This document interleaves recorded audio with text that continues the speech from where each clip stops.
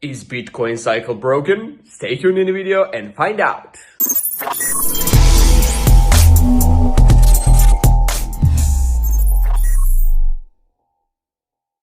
And before we start, guys, I just want to let you know that I'm not your financial advisor and that you should make your own decisions before investing into a project.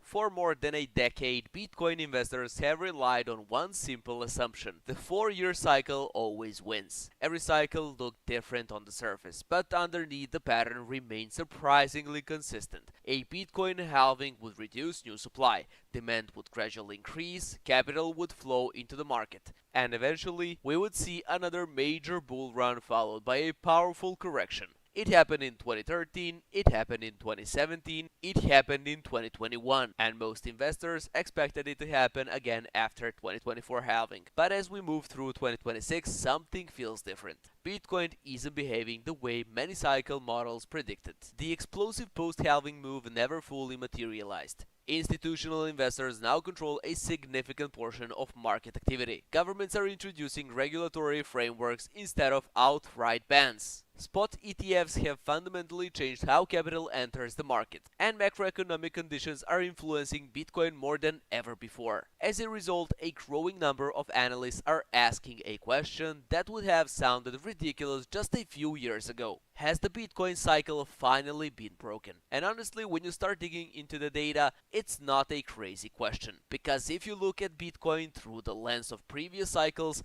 a lot of things simply don't add up anymore. The traditional models are becoming less reliable. The market participants have changed. The flow of capital has changed. And perhaps most importantly, Bitcoin itself has changed. So in this video, we're going to examine why so many investors believe the 4-year cycle may no longer apply, what's actually driving Bitcoin in 2026, and what could happen next if the old rules no longer work. The 4-year cycle has been one of the most successful frameworks in cryptocurrency history. Its logic was simple: Bitcoin supply issuance gets cut in half approximately every 4 years. Less new supply enters the market, scarcity increases, demand eventually overwhelms supply, prices rise. And historically, that's exactly what happened. But there's a problem. Every cycle has become less dramatic than the one before it. The percentage gains have decreased, the volatility has decreased, and the market has become significantly larger and more mature. In 2013, it didn't take much capital to move Bitcoin. In 2026, Bitcoin has become a global asset traded by institutions, governments, hedge funds, corporations, and millions of investors around the world. The larger an asset becomes, the harder it becomes for historical growth rates to continue. And that's where the traditional cycle theory starts running into trouble, because the market structure that created those early cycles may no longer exist. If there's one factor that has disrupted historical Bitcoin patterns more than any other, it's institutional adoption. Previous bull markets were largely driven by retail investors. Social media hype, speculation, FOMO, momentum trading. Today's market looks completely different. Large financial institutions now have direct exposure to Bitcoin through regulated investment products. Major asset managers offer Bitcoin investments vehicles. Public companies hold Bitcoin on their balance sheets, and professional investors are increasingly treating Bitcoin as a part of a broader portfolio strategy rather than a speculative gamble. This matters because institutions behave differently than retail traders. They accumulate differently, they manage risk differently, and they often invest with much longer time horizons. Instead of creating explosive vertical moves,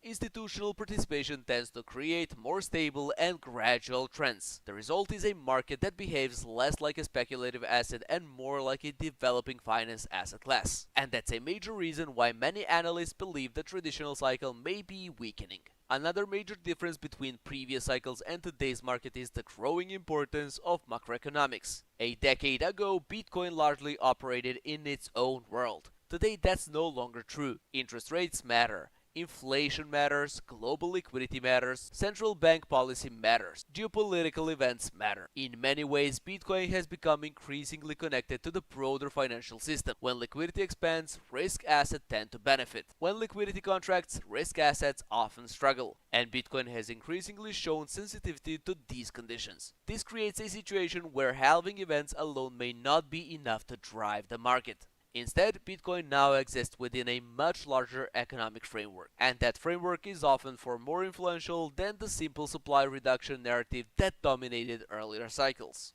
This is where the debate becomes interesting, because there is an important distinction between a broken cycle and an evolving cycle. Many investors assume those are the same thing. They're not. A broken cycle implies that historical patterns no longer matter. An evolving cycle suggests that the underlying principles still exist but express themselves differently, and there is evidence supporting both views. The bullish argument is that Bitcoin continues to experience long-term adoption growth.